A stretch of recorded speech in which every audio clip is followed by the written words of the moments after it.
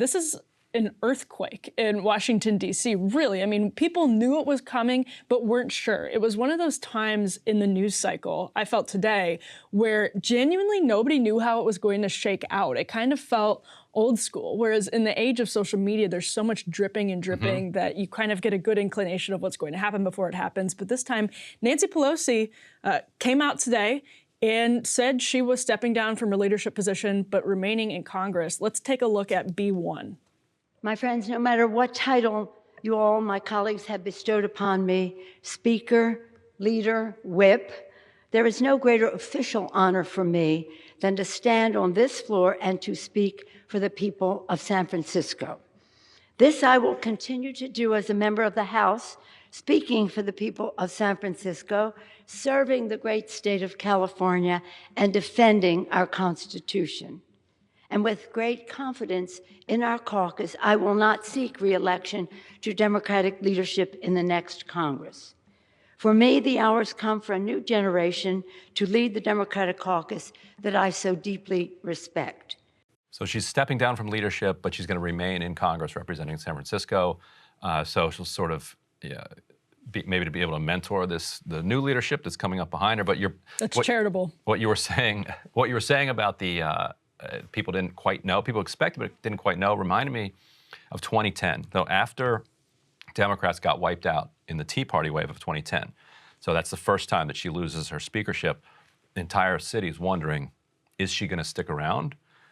A lot of people thought this is probably it for her. And the RNC ran a very heavy campaign. Fire Pelosi. Fire Pelosi. Yes. So I was on paternity leave, and I get a call, like the speaker wants to do an interview. Oh my gosh. Were you at HuffPost at the time? I was at HuffPost at the time. And so I get called in, do the interview, and I learned later that her staff had no idea whether she was going to stay or not. And it was driving them crazy. They're trying to figure out, do I need a new job? Do we need to get a whip operation going? And she was being so mum about her future. They're like, let's get Ryan in here, and he'll ask. They used you told me, to mediate in their office. Their own boss, to try to figure out Politics. from their own boss. Oh my gosh. And she wouldn't explicitly in the interview come out and say that she was staying, but she said, I'm making a lot of calls, and I'm very pleased by what I'm hearing. There are a lot of people who are telling me that they want me to stay, and I'm going to continue to make those calls. Like she made it 99% clear, and so I published that. It's like, okay, and then it was off to the races. And she locked down support very, very quickly. It was only years later I learned that they literally had no idea what she was going to do, and the only way they could think to find out, because she just wouldn't say, was let's bring a reporter in here. You're the best person I could think of to ask about the legacy of Nancy Pelosi, because you've covered this from, I think, a genuinely fair vantage point, as opposed to the press really has always loved Nancy Pelosi. Does she get tough treatment sometimes? Yes, but if for evidence, read Molly Ball's book on how that's a great example of how the press in general treats Nancy Pelosi. Your experiences over the course of the last couple decades, Pelosi-wise, looking back now, she's stepping down. What's the legacy of Nancy Pelosi? Well, I mean, Obamacare would be her legacy, I think, because that's the thing that she salvaged from complete wreckage. Like, it's so great how we got the public option. Well, she did get it through the House, actually. That's right, she did. But the fact that she used to do interviews with me, despite the fact that the Huffington Post was constantly kind of hammering her, shows the kind of amoral power player that she was, that people misunderstand how you get access in Washington. Access comes from power and from forcing people to have to talk to you rather than from being nice to them. Because if you're nice to them, then they don't have to talk to you anyway, because you're just going to be nice to them anyway. Right. Or it comes from the staff needing to know whether or not she's going to run. But so there's this myth about Nancy Pelosi that she was a housewife. She's from Baltimore. Her dad was a mayor. She's a housewife. Her kids go off to college. Then she jumps into politics. That really obscures, how political a person she was, like from the very beginning. Yeah. So, and her dad wasn't just mayor. Like this big Tommy DeLisandro. Her grandfather. And her, her grandfather too. And her father, yeah. And her father was a New Deal congressman, as well as then a big city boss in the 1940s and 50s, which meant, and I looked at his FBI file for my book, like lot of mob connections. Like, Yep. doesn't mean that he was part of the mob, but like publicly, there are all sorts of mobs. Every major city, every mayor of a big city back in the 40s and 50s, these machine mayors, like they had to deal with the mob. Let alone mob Baltimore. I mean, especially an Italian-American port cities. hub, super industrial and like thriving at the time. So as a child, Nancy Pelosi and her mother, because her mother was a piece of this machine as well, and so that's one way that she learned that, like, oh, this is for women too. They would keep these lists and these files of who needed favors and who was on the bad list, like that, because that's the kind of both the good and the bad of a machine. That a machine that actually functions is going to deliver things for people, and in exchange, the public is going to keep reelecting them to office and overlook their corruption. Like that's the kind of bargain. Bargain broke down when the machines actually stopped delivering for people. People are like, oh, wait, so now you're just corrupt? No.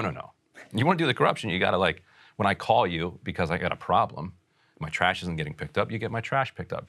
So she learned from a real party boss. And so people think of her as a California liberal. No, she's like a Baltimore boss. So when she goes over to California, so she'd been married to Paul for from very early. They move out to California, and she meets this guy Phil Burton. You know Phil Burton? Yeah. The fight, and there's this great book, Rage for Justice, about Phil Burton. Just an incredible figure. He died young in 1983. Had he lived, I think the Democratic Party is a little bit different in the 80s and 90s. He probably would have been Speaker of the House. So they meet, and he sees this mansion that she lives in. What could we do with this? And he's like, this would be an incredible place for fundraisers. Right. She's like, you got it. And so she starts, by the 1970s, fundraising and meeting all of these power players. And Phil Burton, most powerful man in California at the time, rises to become one of the most powerful Democrats and calls himself a fighting liberal. What he means by that is he's kind of cutthroat, but he's also progressive. Mm-hmm. He basically pioneered gerrymandering. It goes back a couple hundred years, but he's the one that really brought it to scale. Didn't Elbridge Gerry? Yeah. He was such a sicko. He even drew a district for his brother. So there were two. That's just being a good brother. Just being a good brother, John.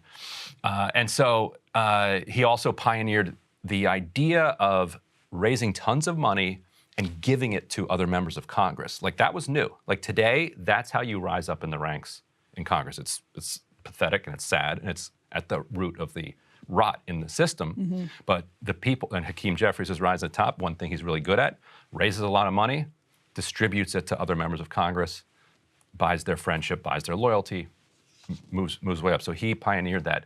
He also took on the Dixiecrats. Mm-hmm. Like, he was the one who really kind of denuded their power in the 1960s and 70s, taking on these kind of old racist, the white segregationist kind of wing. And so the whole time she doesn't like to have him called her mentor. She's like, I don't need anybody to mentor me. That was her ally. Let's call the ally. Yeah. So 1983, he dies suddenly. His wife takes over for 4 years. She then dies fairly suddenly of cancer. She's in her deathbed, and she makes an endorsement. She's like, I want Nancy to take my seat. That's how it's told in all the stories, and then she just walked into the seat. Not at all true. This was a very competitive primary, and she ran against this guy, Harry Britt. Oh, that's right. Who was appointed by Feinstein to replace Harvey Milk. Mm-hmm. People remember who Harvey Milk was. He was the kind of radical gay council member who was murdered or they don't call them council members in San Francisco, whatever they call him out there. He's murdered. And Britt replaced him. And Britt was also Democratic Socialists of America member, vice chair for the city. And so it was a true kind of establishment, because she represented the kind of rich liberals in the city. He represented the socialists, the gay rights movement, and the kind of radical element of San Francisco. And she won in a kind of with like 35% of the vote to like 32% of the vote. Yeah, it was really close. And so everybody, and she's like, don't tell me about being progressive. I'm from San Francisco.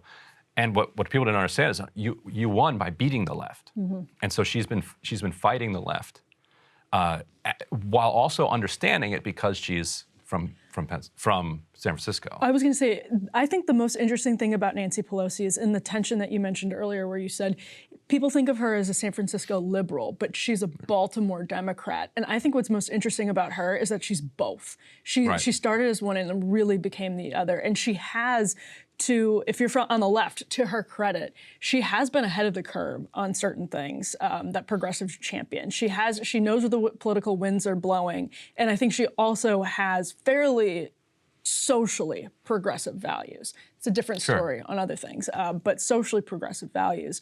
And that's, I think, one of the most interesting through lines of Nancy Pelosi's career is that she, in terms of her legacy, and there will be buildings named after her in this city, believe me, and it'll happen soon, I'm sure, but she put muscle, even when she didn't want to, because she knew where her bread was buttered and the political winds were blowing. She put muscle behind some progressive causes in Washington, D.C. Oh, for sure, yeah. As a Baltimore Democrat. Right, for sure. You combine those two things, power politics coming out of the old school Democratic Party with like progressivism, she's really been invaluable to that cause. Yeah, and Burton too got a ton done. I think he did Social Security, a supplemental Social Security. You look through his list of accomplishments, minimum wage, like a ton of like really big stuff that he was able to get through by being this like really cutthroat Machiavellian power player who remembers like who has done what. Yeah. Well, and Pelosi just has this steel trap of a memory, and members would say that nothing would get past her. Like so, you'd be in some meeting, and she'd be like, "Oh, hey, Donna, yeah, you voted on that prescription drug amendment in Energy and Commerce a couple weeks ago, and that was an interesting vote." And they're like, "You were what? Like how are you even watching? Like how do you remember that? Like 435 members, 40 Democrats, like thousands of votes being cast every week. You're like, how? Like they felt like they could not get away with anything. And workaholism is something that is an underappreciated trait. Like she basically never slept and was just constantly on the phone, either browbeating or whispering sweet nothings or just making sure that she had everything in a row. Hey guys, ready or not, 2024 is fully upon us now, and Sagar and I have been brainstorming ways that we can really up our game for this critical election. Yeah, we rely on our premium subs to expand our coverage, to add staff, to upgrade the studio. We just want to give you the best independent coverage of this election, which is possible. So if you can help us out, become a premium subscriber today, breakingpoints.com, or the link is down here in the description video. It really means the world to us, and if you like what we're all about, this is the best possible way to keep us 100% independent, working only for you.